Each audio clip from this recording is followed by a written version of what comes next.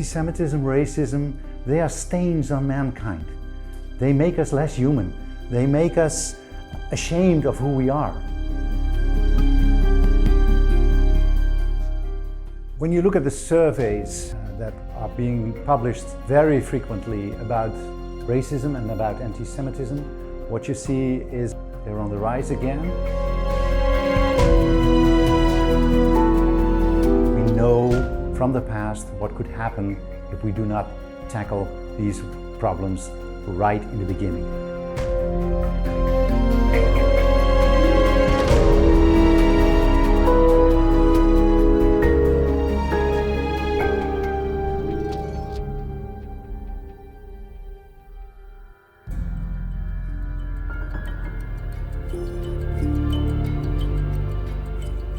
A few years ago, the Anne Frank House decided to become active in the world of football.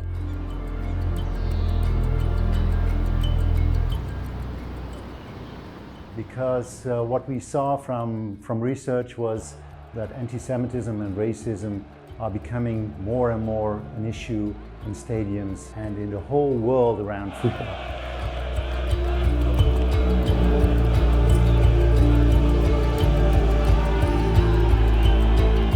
Anti-Semitic incidents within football mostly refer to verbal expressions of anti-Semitic behavior.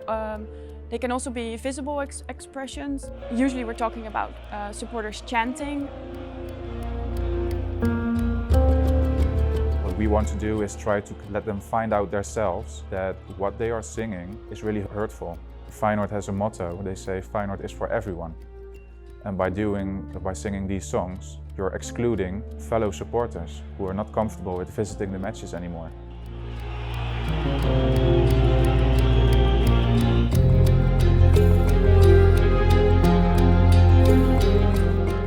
In the last years, a lot of supporters were inspired by our programs, workshops and lectures.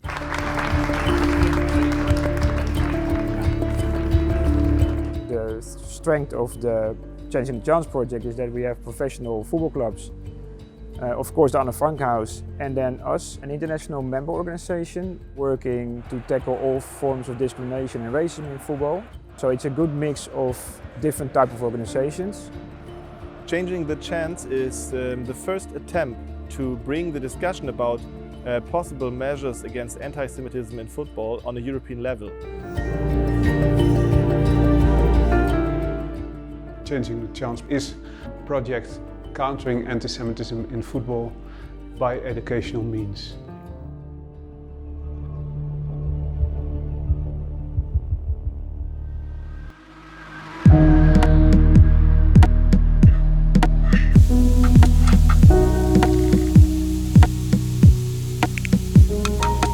I used to be a BVB supporter my whole life.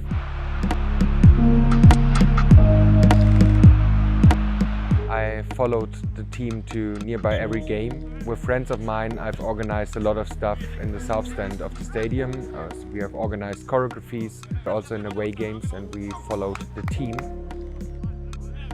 In 2008, we took part in a program of BVB and visited the memorial site at Dachau after the away game in Munich. And due to this trip, I realized a personal interest in visiting Auschwitz.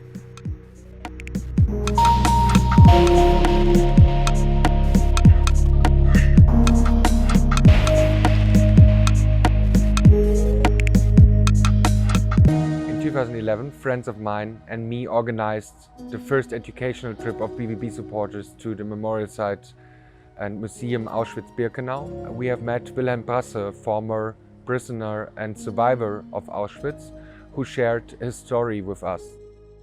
In his point of view, we aren't responsible for the things that happened in the past, but we are responsible for the things that happen nowadays. This was so inspiring for me that I started to be active in this kind of work.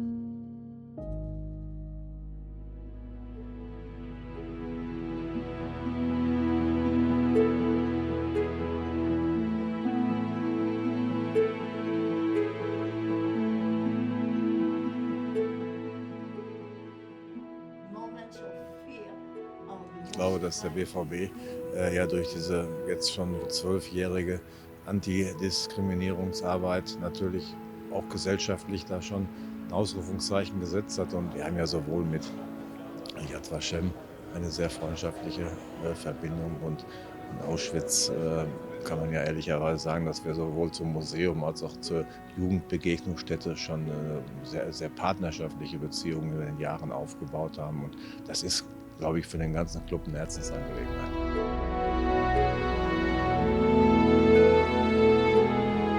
The International Youth Meeting Center is an educational institution based on the history of Auschwitz. Groups stay multiple days and we support them with preparing the visit of Auschwitz, but also summarize their visit afterwards.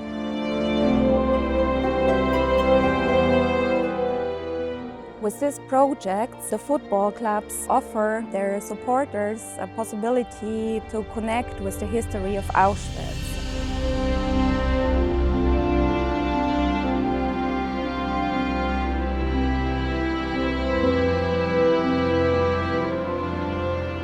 It was established by Germans in 1940 in the suburbs of Oświęcim, a Polish city that was annexed to the Third Reich by the Nazis. Its name was changed to Auschwitz, which also became the name of Konzentrationslager Auschwitz, the largest of the extermination centers where the Endlösung der Judenfrage, the Nazis' plan to murder European Jews, was carried out.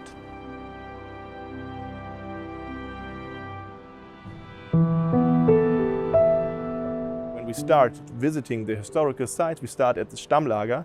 So people will enter the Stammlager, the first part of Auschwitz, and first of all learn about the different episodes we can tell about Auschwitz.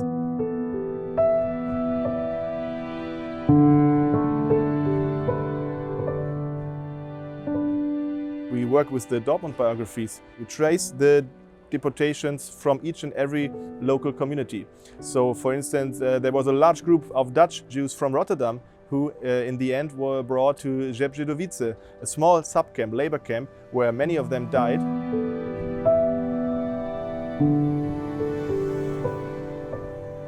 Even though there's nothing to see today anymore, there's a memorial, and I think this is the moment where we connect the history of Auschwitz to the local history. So when people from Rotterdam would go to Auschwitz and visit Rzepź-Żydowice, so then they realize, okay, this is how my city and this place is connected, and my people from my club even were deported to Auschwitz, and this is the place where they most likely die.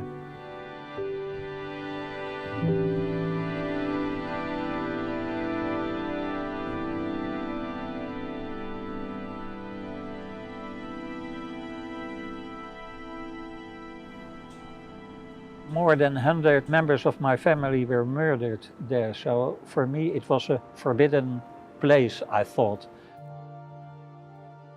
But then when I was asked to go with the group to Auschwitz, then I thought, well, it's for the supporters.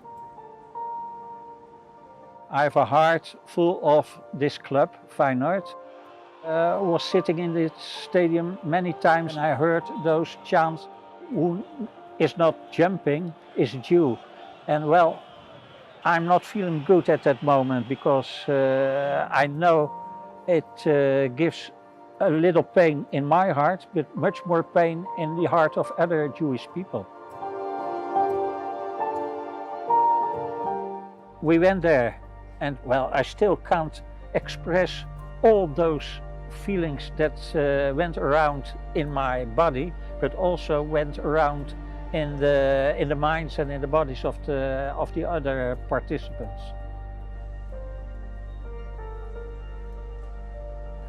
And I saw the faces of the supporters coming out of that place. I could see they were so impressed they will never forget it all of their life.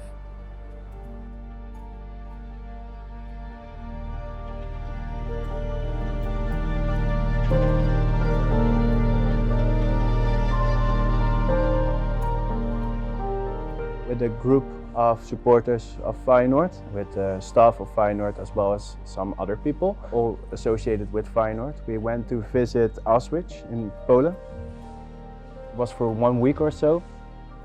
We had guided tours, learned a lot from it. Yeah, it was quite impressive to look at all the worst parts of history as we know it. Football is for everyone, not only for the fanatic supporters, for old people, young people. If you're gay or a lesbian, if you're black, white, it doesn't matter. You should go to football and be loved. And if some people fall out of this because of some chants or because of behavior on the stands, I think it's good to do something about that, so everyone is included.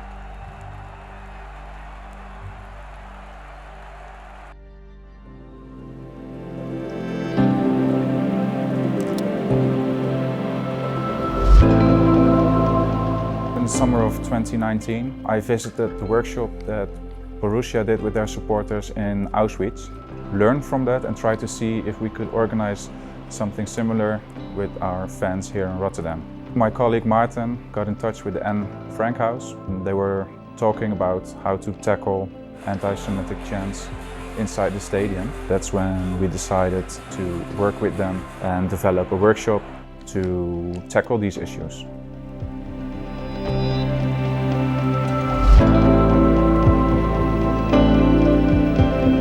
We do a lot of activities with our supporters here, including a workshop on anti-Semitism.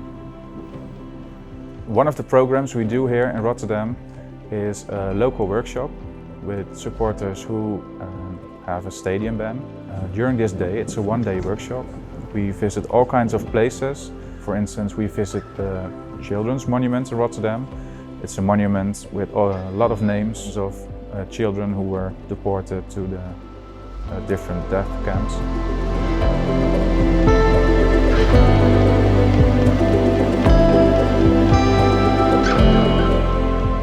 Then we go to Warehouse 24, it's really close by. That's a place from which the Jews were gathered and were sent to the different death camps.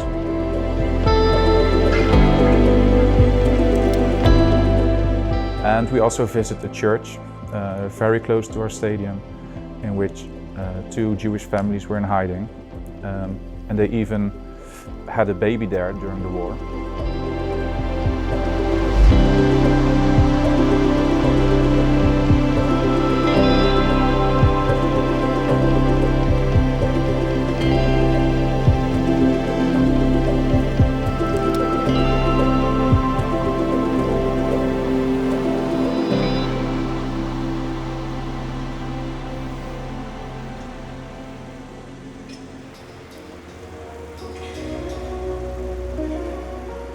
What mostly is done by authorities is repressing that anti-Semitism by punishing fans or punishing football clubs with fines or banning them from matches, if they do anything at all.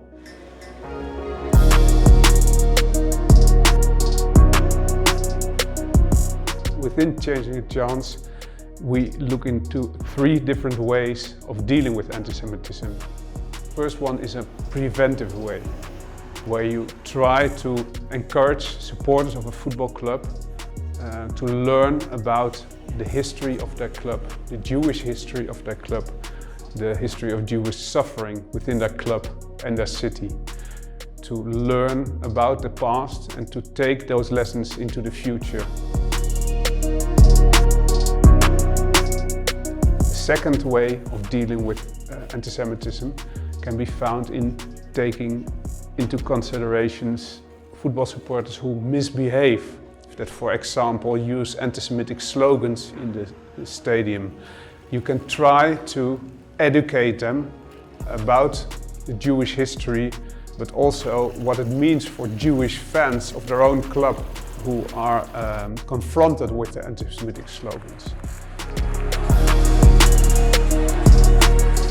The third group we try to approach are supporters who are convicted in court cases, who are found guilty of misbehaving, of using anti-Semitic slogans on the stands. We want the judges to force them to take part in educational lessons to try and change their behavior.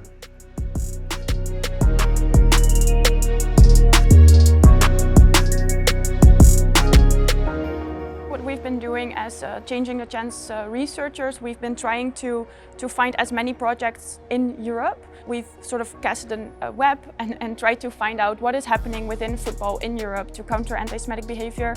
Once we've had an overview of what is happening, we started conducting interviews with people involved in these projects, and we asked questions about what works and what not, but also sustainability, effectiveness, if they see a behavioral change. And the next steps are coming up with some sort of guideline and a compendium so that other people can learn from what we have found.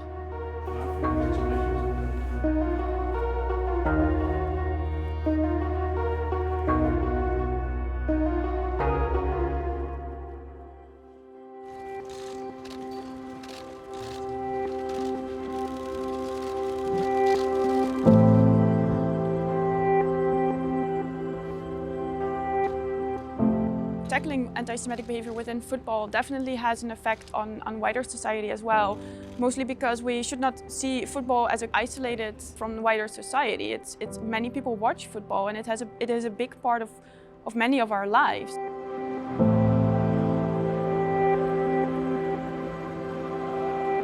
Last year I met a participant of our first educational trip in 2011.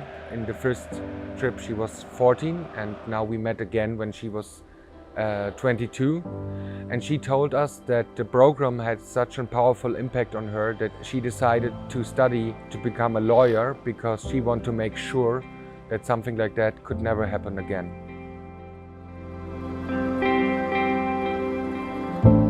Recognizing that racism and anti-Semitism are a big problem in our current societies is one thing. Finding out the most effective ways to tackle them is quite another. I'm convinced that what we need is a broad range of approaches, a broad range of organizations, a broad range of methods that will help us to overcome these problems. And we are mainly focused on the educational approach. I think it's a very important part of tackling anti-Semitism and racism, but we cannot do it alone. We need a coalition of many organizations that share the sense of urgency that we have about these issues and that are willing to help us, and we are willing to help them in order to overcome these problems.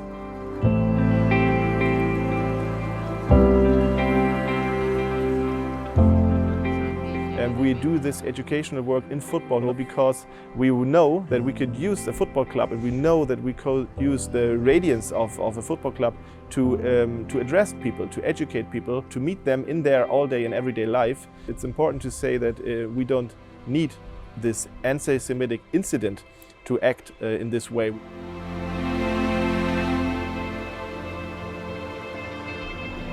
We have established a whole program against discrimination and for diversity within the BVB fan base. The aim is to empower a positive force in the fan network and to educate them, to help them in creating their own activities and to establish positive climate in the stands. I know it's hard. You only have so many supporters in your workshops during a year, but I think it can make a difference. Hopefully in the end, in a couple of years, these songs are not heard anymore, or at least maybe if some supporters start singing, that other supporters will sing a different song louder, so that the anti-Semitic songs are not heard in the stadium anymore. The ideal outcome of this project is that we reach as many decision makers and stakeholders in football who are willing to work with this topic. We will spread the guidelines through the European football community, from football associations to football clubs in professional level and amateur level, to football supporters, football players, and try to convince them that these guidelines need to be part of their policies, part of their identity in confronting anti-Semitism within football until there is no anti-Semitism in football anymore.